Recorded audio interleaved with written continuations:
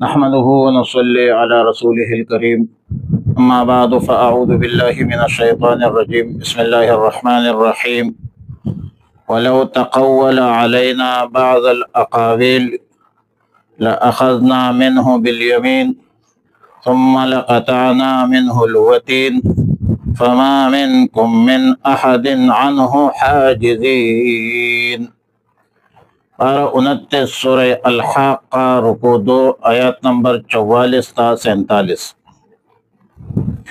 وَلَوْ تَقَوَّلَ عَلَيْنَا، تقول کا معنی ہے من گھڑت بات یا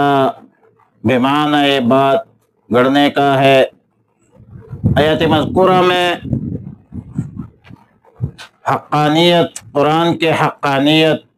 اور رسول اللہ مبارک صلی اللہ علیہ وسلم کی رسالت کی ایک دلیل عقلی کا بیان ہے کہ اگر یہ پیغمبر خدا نخواستہ بالفرض والمحال ہمارے ذمہ کچھ جھوٹی باتیں لگا دیتے، یعنی جو کلام اللہ کا کلام نہ ہو اور اس کو اللہ رب العالمین کا کلام کہتے، جھوٹی نبوت کا دعویٰ کرتے، نعوذ باللہ، تو لَأَخَذْنَاهُ مِنْهُ بِالْيَمِينِ، تو ہم ان کا دایاں ہاتھ پکڑ لیتے، پھر ہم ان کے رگ دل کاٹ لیتے، پھر تم میں سے کوئی بھی ان کا سزا سے بچانے والا نہ ہوتا۔ ظاہر ہے کہ رگ دل کاٹنے سے انسان مر جاتا ہے، مطلب یہ ہے کہ رگ دل کاٹنے سے انسان قتل ہو جاتا ہے۔ وتین دراصل دل سے نکلنے والے وہ رگ ہے جس سے روح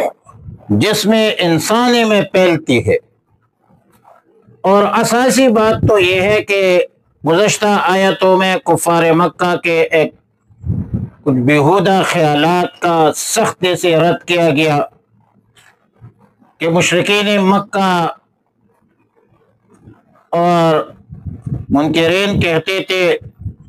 منکرین رسالت، منکرین قرآن کہتے تھے کہ نعوذ باللہ رسول اللہ صلی اللہ علیہ وسلم شاعر ہے، اور قرآن کریم اشعار کی ایک کتاب ہے، نعوذ باللہ، اور نعوذ باللہ رسول اللہ صلی اللہ علیہ وسلم کاہن ہے، اور کلام اللہ کو کہانت کہتے تھے۔ کاہن دراصل اس شخص کو کہا جاتا ہے جو شیاطین سے خبریں لے کر یا نجوم کے اثرات سے معلوم کر کے آنے والے حالات واقعات پر بیتکی اٹکل باتیں کرتے ہیں، دعویٰ کرتے ہیں۔ ہمارے پشتوں میں کہتے ہیں پتوقلی ولی، تو یہ پتوقل پر باتیں کرتے ہیں۔ الغرض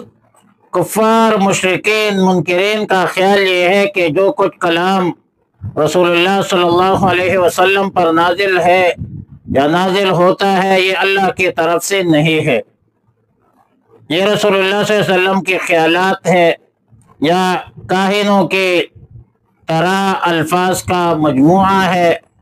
تو اللہ رب العالمین نے بڑے شد و مت کے ساتھ کفار، مشرکین، منکرین کے ان دعووں کی سختی سے تردید کی کہ بدبختو، پاگلو،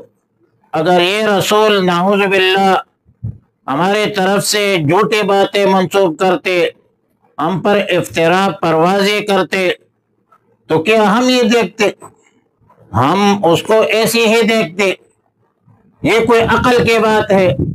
ظاہر ہے کہ یہ تو آیت مذکورہ میں تو بالفرض والمحال کے طور پر، بالفرض حقیقت میں نہیں ہے، نہ ہوا ہے نہ ہوگا، بالفرض والمحال اگر یہ رسول کوئی بھی بات اپنے طرف سے من گھڑت بات ہمارے طرف منسوب کرتے تو یقیناً ہم ان کا دایاں ہاتھ پکڑ لیتے، رگ دل کاٹ لیتے، اور پھر ہمارے سزا سے ان کو کوئی نہیں بچا سکتا۔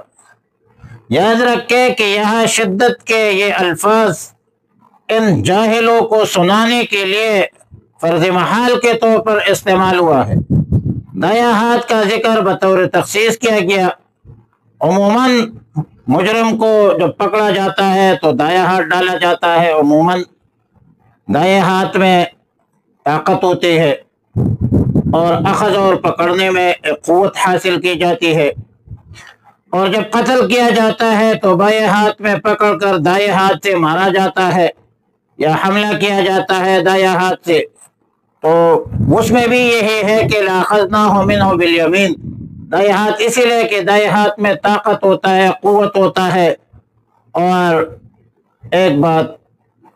ضروری ذہن میں رکھ کے کہ آیات کریمہ کا فرضی واقعہ صرف اور صرف رسول اللہ صلی اللہ علیہ وسلم کی ذات تک مخصوص ہے، محدود ہے۔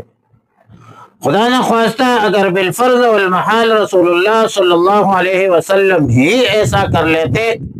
جبکہ واقع میں ایسا نہیں ہوا ہے اور نہ ہو سکتا ہے، معاملات بالفرض اور محال پر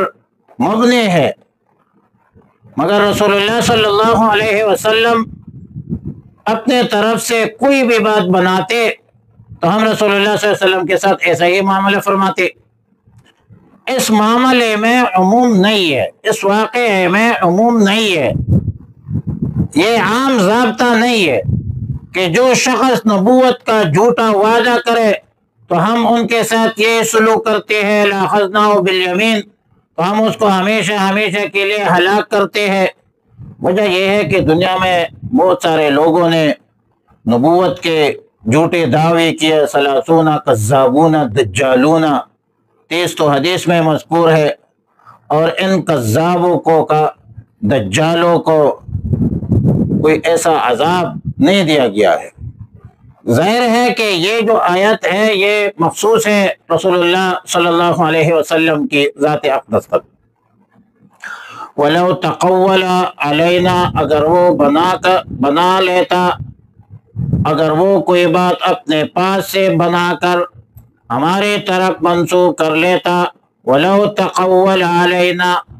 اگر بنا کر لاتا ہم پر بعض الاقاویل، بعض باتیں، لَأَخَذْنَاهُ، تو ہم پکڑ لیتے، منہ اس کا، بالیمین دایاں ہاتھ، ثم لَقَطَعْنَا، پھر ہم کاٹ لیتے، کاٹ ڈالتے، منہ اس سے، الوتین اس کی رگ دل، یا وہ گردن کا بھی وتین ہوتا ہے، دل کا بھی ہوتا ہے، جو پورے جسم میں سرور کیا کہتا ہے پھیلتا ہے۔ فما منکم من احد، پس نہ ہوتا تم میں سے کوئی بھی، من احد کوئی بھی، عنہ عاجزین اس سے روکنے والا۔ اللہم ربنا اتمم لنا نورنا انک علی کل شیء قدیر۔ اللہم ربنا لا تزغ قلوبنا بعد اذ ہدیتنا وہب لنا من لدنک رحمہ انک انت الوہاب۔ اللہم صل علی محمد وعلی آل محمد کما صلیت علی ابراہیم وعلی آل ابراہیم انک حمید